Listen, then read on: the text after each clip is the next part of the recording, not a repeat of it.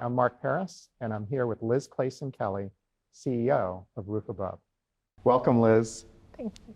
It's great to see you. You are CEO of Roof Above. What is Roof Above? Yeah, well, it's great to see you, Mark. Thank you so much. Roof Above is a comprehensive homeless service provider in Charlotte, North Carolina. We were born from the merger of Urban Ministry Center and Men's Shelter of Charlotte, and we primarily focus on individuals experiencing homelessness. We offer everything from street outreach, a day services center, emergency shelter, short-term housing, and permanent supportive housing. So we really have a wide continuum of services. Tell us a little bit about your responsibilities.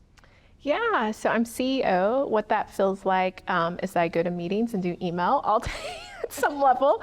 I started on the front lines, but in reality, what I'm charged to do is really hold the vision, make sure that we're holding to our mission, uniting the community to end homelessness one life at a time, and making sure we're hiring the right team to carry out this work. Well, you just spoke to that vision in a short statement. Can you tell me more about that vision and mission and what you are holding? Yeah, so, we have really been through an evolution, and I think, born from Urban Ministry Center and Men's Shelter, when we started out, in so many ways, we were meeting people's basic needs, but when you really looked at it, we were managing homelessness, right? And so we had a significant shift, as I think kind of the country has had, around actually homelessness can be ended, and our services absolutely meet people where they are, meet basic needs, but how do we shift ourselves to people are in a housing crisis, and our number one goal is to journey with people out of that housing crisis. But I think what's unique about Roof Above is it's not just us doing that, right? We're uniting the community. So the work we do is invitational in terms of we don't believe we can do this, so how do we keep inviting people to the table? Because everybody has a role to help our community end homelessness. There's an idea that is at the center of the work that you're doing called Housing First. Can you tell us more about that? Yeah, Housing First, I can remember, I think I was 23 years old the first time I was ever introduced to it. I was at a conference and I heard this great speaker, Bill Hobson from Seattle, and I immediately, as soon as I heard about it, thought, oh my gosh, this is totally what I believe. And my second thought was, am I allowed to believe this? Because it was really this radical idea. So I'm going to tell you what it is, and you're going to say, that's radical. But at the time it was. So Housing First is just the notion, like the way our system used to be set up is you kind of had to earn your way to housing, right? So you had to get stable and make sure you weren't using drugs or alcohol and save money and make sure your health was, you were getting treatment for mental health concerns. And then you moved to housing. And that worked for a lot of people, but that didn't work for a portion of people. And Housing First just said, look, the actual crisis of homelessness is a housing crisis. Let's get you in housing and then surround you with the right supports so you can find stability, so you can connect with other services, so you can reach whatever goals you have. And so Housing First really has two main principles. So the one is housing isn't something you earn, it's a basic human necessity. And two, you'll actually probably be more successful with these outcomes if you have the stability of housing behind you. Again, that seems very logical, and so you have to put yourself back in the 90s when that was actually revolutionary to how the system was set up. But it was, I think that was always at the core for this organization. We just, until kind of Housing First became a model and we could see it, like we began to understand. We started as a soup kitchen, serving people who were sleeping outside, and Housing First was so philosophically connected with our approach that allowed us to jump from being a soup kitchen to, building permanent supportive housing with a Housing First model. Well, let's talk about permanent supportive housing, because that's led to some things that you've brought into the world that has become a model for others. And one of them is More Place. Talk a bit about More Place. Yeah, so permanent supportive housing kind of is, again, we name things very declaratively, right? So it means it's housing with supports on site. And the permanent doesn't mean it's lifelong, but it means it's not time limited. So we're here as long as people need us to be here. And so we started permanent supportive housing with a small scattered site approach with 12 apartments near to where we're sitting now, Moore Place. And we so quickly saw the phenomenal success that we very quickly moved to create more of it. And where we're sitting today is Moore Place. So it's a 120 unit apartment community using the housing first approach. So we have studio apartments, and then on site we have medical supports, we have case managers on site, we have activities that happen here. It's a community. And then it's really designed for people who are the most vulnerable in our community and have had the longest experiences of homelessness. And the success of Moore Place has led to yet another idea, which is what we want to talk about today, which is this notion of finding a hotel that you are converting to replicate the Moore Place model. Yes. So, Moore Place has been a tremendous success. I mean, we have a housing retention rate of more than 85%, which in reality means people who've spent years homeless, in some cases decades homeless, when they move here, they end that journey with homelessness. We're successful in that. And there's so many other kind of phenomenal stories of family reunification and just the breakthroughs that people have and the quality of their life. I mean, it's, to me, Moore Place is this investment in human potential and watching it flourish. And so, of course, when you do that, you want to do more of it. And so Roof Above had a vision to replicate Moore Place. And we thought we would do that just how we did Moore Place. We raise money, we find land, we design a building, and we build it. So we were out looking for land, and we thought that would, be our path forward, and the pandemic came. And of course, with the pandemic, there were some unique opportunities. And so one of the things we started doing in the pandemic was offering emergency shelter through motels. So that had us out meeting with motel owners and hotel owners, and we went to go meet with a hotel owner for an emergency shelter. And the hotel owner came back and said, I really don't want to rent rooms. I'm actually interested in selling. And we said, well, wait a second. And the location was ideal. And we can talk more about what makes an ideal location. But that was kind of, I knew very quickly, this could be housing. Other people, it was a process to really make sure that what we created at Moore Place, that sense of home, could be replicated in a converted hotel. What we don't want is for people to feel like, I'm living in a hotel. We really wanted people to have the sense of home. As you began to evaluate that site for permanent supportive housing, what were the criteria that you needed to think through? Yeah. So you have to love having a team of people, right? So I think on a very emotional level, right? So I was thinking a lot about, where is this located? Can people feel comfortable here? Is it accessible to a bus? Is it accessible to resources? Is there a store where someone can easily walk to? It's a great location because it's adjacent to homes, right? So there's somewhat of a residential feel, but the bus stop is literally at the driveway. It's walkable to light rail. So I think a lot about the feel of a place. But you gotta love when you tour with construction people, because they're like knocking on walls and like looking at moisture. And so, there's the practical things in terms of, is there enough space to offer the support services? Is this a well-constructed building? We wanna offer this is permanent, right? We want this building to hold up. We know if we're building new that we're gonna have that, but if we're converting, are the bones of this building solid? And so there were those questions as well. One of the real benefits of the site is it came with a very large parking lot. So there's actually 3 acres of land, much of which is a parking lot. And in this city, none of our campuses have enough parking. So I'm so excited that one of our many campuses will finally have a parking lot big enough for a staff meeting where everyone could park and attend. And so there's some opportunities there that we're privileged in Charlotte, right? If we were in New York City or LA, Seattle, San Francisco, you're not going to buy a hotel and get 3 acres of land with it. So that provides some opportunity for future dreams. So the question became, do you buy or build? What were the trade-offs in that choice? Yeah, and so I think, what was so impactful with Moore Place and getting to build new was the chance really to design the space and design the rooms exactly as you would like. And so while technically More Place apartments are studio apartments, it's almost 2 small rooms, so people have a real, it feels abundant, even though the square footage is not that large. And then kind of the whole flow of the building you're designing. What's not great about building new is how much it costs and how much time it takes. And so by converting a hotel, we would save money and we would save a lot of time. And saving time when you're working with chronic homelessness is not just time, it's lives, right? It's quality of lives. It's when people move home, the quality of their life is tremendously different.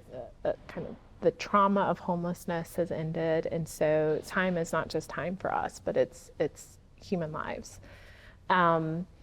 What we spent time on is then really the design. And so the question from our program team came, can you make a hotel room feel like an apartment and feel like home? And so we have a great architectural team with Axiom Architecture and Steve Barton and the team. And so they really helped us think how you could turn a hotel room into an apartment. How can you? Great question.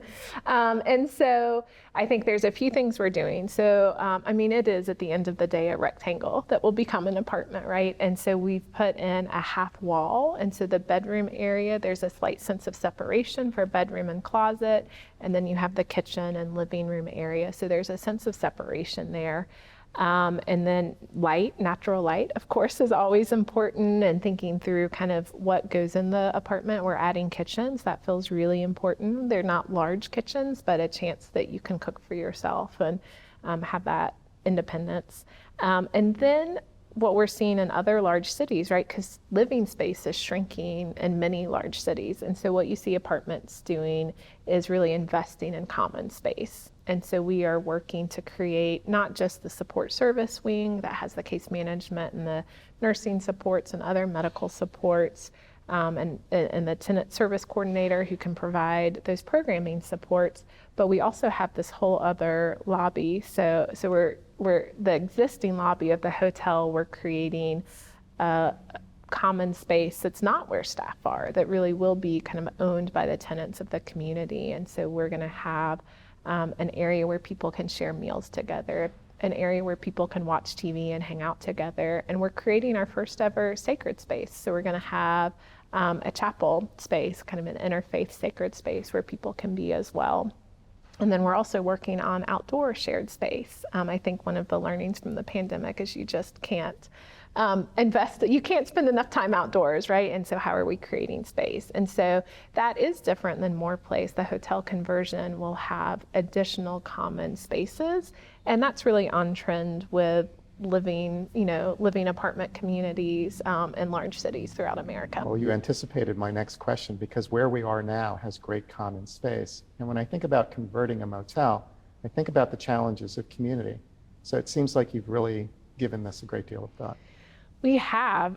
Certainly the hotel conversion would have been far more affordable if we squeezed offices into the existing space. We would have had to lose rooms, and we could have taken the existing lobby space and convert it to some of our case management needs. But we're spending the expense to ensure that there is that great sense of space. And so community, right, happens in a couple ways. Architecture matters, right? And I think that's one thing Roof Above has learned. We've had some really phenomenal architectural partners. And so making sure space feels dignified, has natural light, kind of those components, that creates the atmosphere to create community. But community is really then, we do things intentionally. We have activities. We're going to have a tenant service coordinator.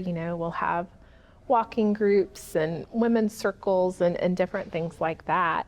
But the experience of homelessness, it's a very interesting component of this work, is that I think when someone is experiencing homelessness, what I hear people share is the sense of isolation and loneliness, and yet you're almost always in crowded spaces, right? So you're in a shelter with 200 other people, and yet you feel so alone because you don't know who you can trust. And so in the experience of homelessness, there's a lot of togetherness, but not always community. And so when you create housing and you have a door with a key, it starts to create some natural boundaries that allow you to then explore your emotional boundaries. And so one of the beautiful things we see in our housing work is people, when they have the safety of home that allows them to explore vulnerability in other ways and vulnerability with people and in relationship.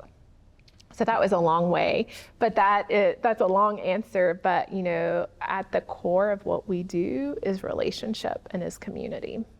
Liz, let's talk about the cost of the project. What is the overall number for the renovation of the project? Yeah, the overall cost is going to be about $12 million. That's for 88 units, and that's made up of $5.45 million to purchase the hotel and all the furnishings. And then the rest is evenly split between what it will cost to renovate the existing rooms, add the kitchens and the other changes, and then the cost to build the support services wing addition. That's a significant amount of money for many people who are looking at projects like this. How are you paying for it? Yeah. So that we have a blend. It is primarily private fundraising. So we do have CARES dollars in there. The city provided $2 million of CARES dollars. We have a grant from the North Carolina, or permanent loan from the North Carolina Housing Finance Agency. And then the remainder is private fundraising. And that's a mix. I know that sounds like a huge number, so I don't want listeners to be daunted by that, because there are, it was really amazing just to see the community come forward and support the project. It's a mix of foundations, corporations, congregations, and individuals who've come together. And that fundraising, took some time. We were raising for the vision before we knew it was a hotel. And then we had other people who came in once we knew kind of specifically where it would be, who came in to support the project. So I never want people to be discouraged. I had not done fundraising a lick in my life until 5 years ago when I took my first executive director role. And I am just amazed at, if you just spend time on having the right vision, how excited people are to join and support this work.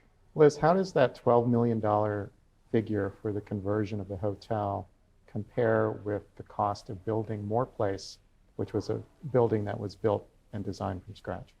Yes, so it's quite a bit more expensive than what Moore Place costs, because we bought the land of Moore Place like 11 years ago and did construction, 10 years ago.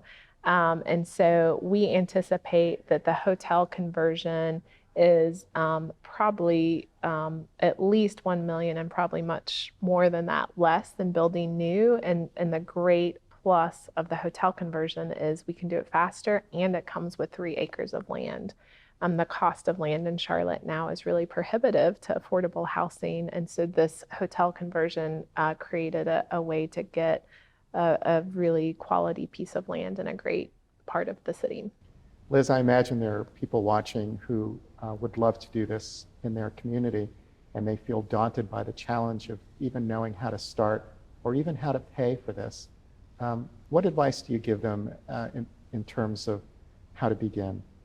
Yeah, so I think what has really benefited Roof Above is because, because we do the work at the Day Services Center and at the emergency shelter, we are very rooted in creating solutions that will work for the people and are informed by the people we serve. And so kind of the number one thing I would say is always be true and stay rooted with people experiencing homelessness, right? You never want to create solutions that you think are great. You always want to be creating solutions with people who are in need of these solutions. So stay rooted.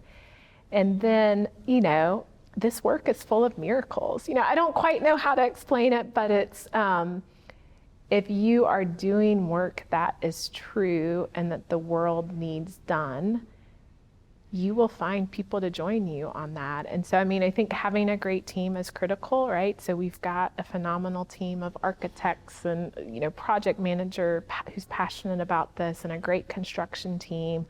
Our program team is there, and then the voices of folks that we serve. And so I'd say invite people to join you along the journey. And the financing is interesting. So every community is different.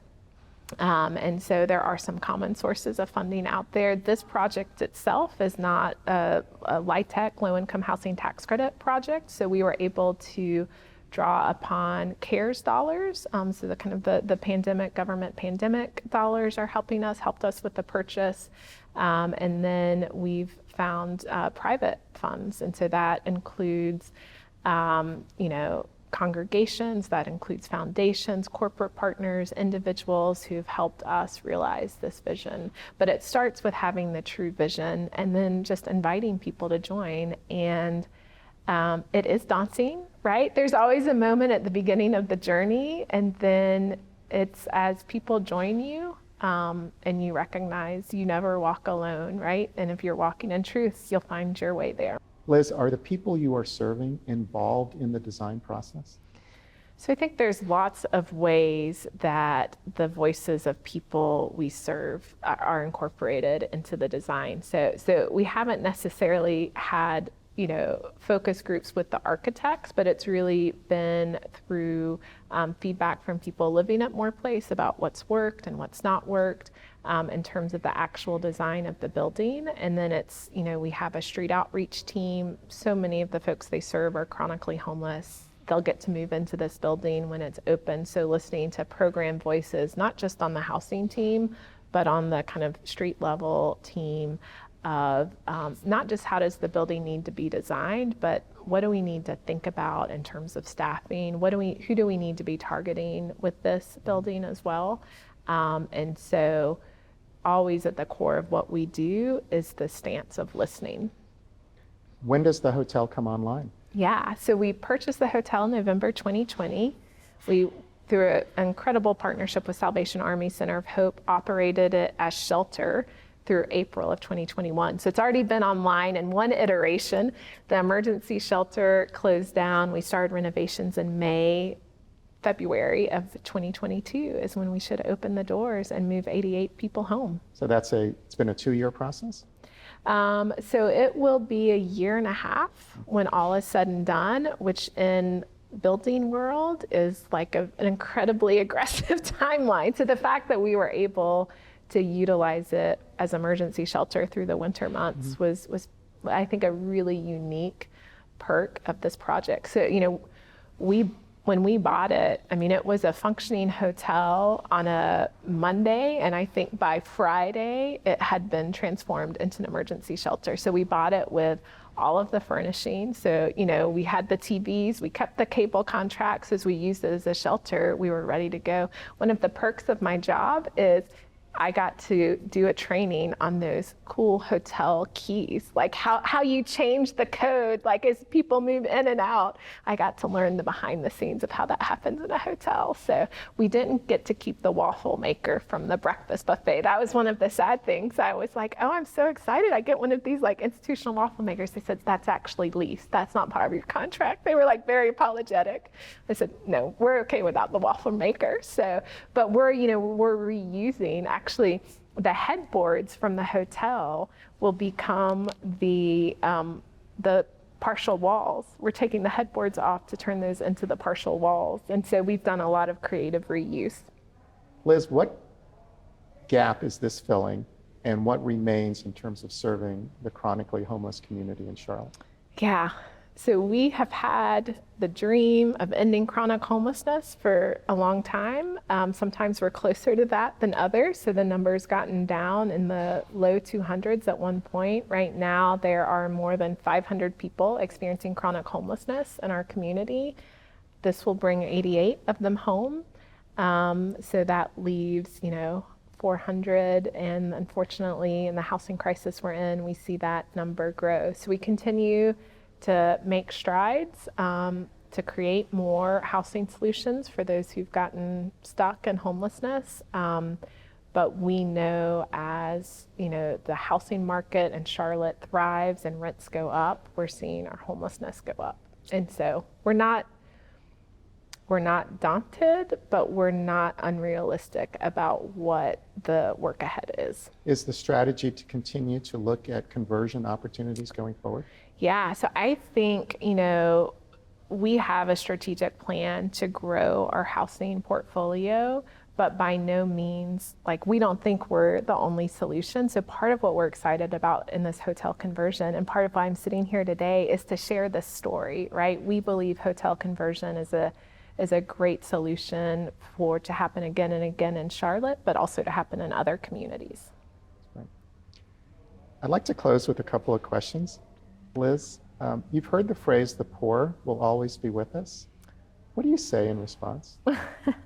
I say that is one of my least favorite, if not my least favorite scripture that exists, because I don't believe that, right? I think poverty creates trauma in human lives, and trauma takes away from potential. And when we're not protecting human potential, right, it's the most valuable resource we have. And so, I have one answer, which is, well, poverty and homelessness are different. Homelessness actually is a fairly new social phenomenon in this country. So it's about just over 40 years old, homelessness as we know it today. But of course, I want to end not just homelessness, but end poverty. And so, I think we have enough resources as a world, as a country, as a community. And we have to figure out how to make sure people have enough, because people are worth investing in. Liz, the work that you do can be hard, and other people who are devoted to this work are often challenged by it emotionally and staying with it. What sustains you? My faith drives my work, and so that has a sustaining component, but my faith is really nurtured by the power of humanity. And, I think when you work with people experiencing homelessness, you sometimes see the human spirit at its most raw. Like, sometimes you're meeting people on the absolute worst day of their life. And I'm pretty amazed at, in those moments, actually how good human beings can be. It's actually sometimes the trapping of not your worst day of your life that brings out not some of our most broken parts. And so I really do, there are lots of moments to be cynical. There are lots of moments where you see and hear these stories of trauma, of how cruel people can be to each other. But that is unmatched by the moments of goodness and kindness and courage and resiliency. And to have a seat, to have the perspective and the seat at the table in the incredible gift of people sharing their stories and of watching human stories unfold, it's the most meaningful work there is. Liz, let's talk about team building. So much of what you're able to create is because of the great people around you. Are there particular qualities you look for in your team members? We are fortunate, to have just people who are driven by the mission. And so that is, a big part of my role as CEO is making sure that we have the right culture and that we're attracting the right people. We have 4 core values. We hold them all in tension, but I'll highlight one, which is heart for the work. So if this is the work you want to do, and if this is the environment you want to do it in, there is no better job. And if this is not the work you want to do, you will quit very quickly because it is incredibly hard work. But it does not feel hard if you have that heart for this work. And so I think that's critical for us. Flexibility as such, we center our work around the people we serve. That's the grounding. Everything else then gets to be flexible. Liz, are there anything you want to share with other people who are looking at the work here in Charlotte and who have aspirations and questions and concerns? Is there anything you want to share with them? Yeah, I think one thing I haven't talked about that I'd like to is just the importance of partnerships. And so, we have done the work at the hotel, the work at Moore Place, all that we do is in partnership. So just want to highlight a few partners that might be partners in other people's communities to bring to the table. So we're excited, the city has supported us with funding from the CARES Act. Our county is supporting us with funding for case managers who will be on site at the new housing. We're partnering with our local housing authority in Livian to look for ways that subsidy can support the operating dollars. We're in conversation with a medical provider to provide a medical home and nursing support. And so, you know, again, our approach is invitational, and we're so grateful for the partners who join in this vision of ending homelessness in our community. Liz, thank you for all that you do, and thank you for your time today. Thank you so much, Mark. I appreciate you helping us share this story.